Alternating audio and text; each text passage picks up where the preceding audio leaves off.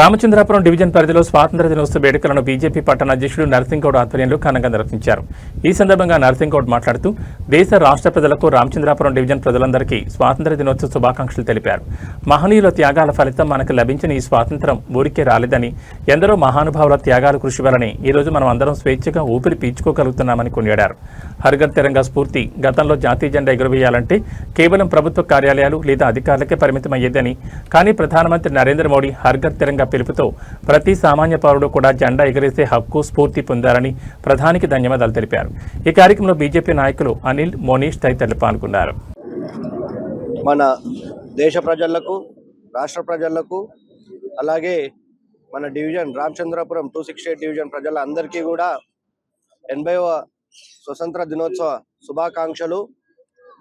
ఈ స్వతంత్రం మన ఊరికే రాలేదు.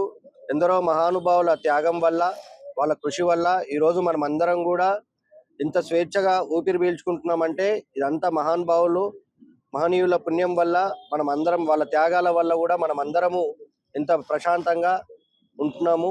అట్లాగే ఈ మన దేశ ప్రధాని ఇంతకు ముందు జెండా ఎగరేయాలంటే ఒక అధికారియో లేకపోతే ఒక ప్రభుత్వ ఉద్యోగియో అయ్యుంటే గానీ వాళ్ళ కార్యాలయాల దగ్గర ఎగరేయడానికి అవకాశం ఉండేది. కానీ మన దేశ ప్రధాని నరేంద్ర మోడీ గారు వచ్చిన తర్వాత హర్ ఘర్ తిరంగా, ప్రతి ఇంటి పైన ప్రతి సామాన్యుడు కూడా, ప్రతి పౌరుడు కూడా జెండా ఎగరేయాలి, అందరూ కూడా ఎగరేసే హక్కు అందరికి ఉంది అని చెప్పి అందరిలో కూడా స్ఫూర్తిని తీసుకొచ్చి ప్రతి ఒక్కరు సామాన్యుడితోటి కూడా ఈరోజు మన దేశ ప్రధాని నరేంద్ర మోడీ గారు అందరిలో స్ఫూర్తి నింపి ప్రతి ఒక్క సామాన్యుడు కూడా జెండా ఎగరేసే అవకాశము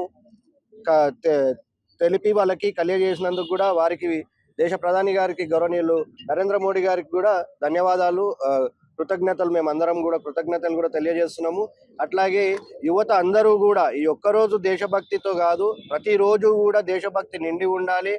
మన తల్లిదండ్రులనే కానీ, లేకపోతే ఉపాధ్యాయులనే కానీ, పెద్దలనే కానీ గౌరవించడం నేర్చుకోవాలి. అట్లాగే మన దేశం కూడా మొత్తం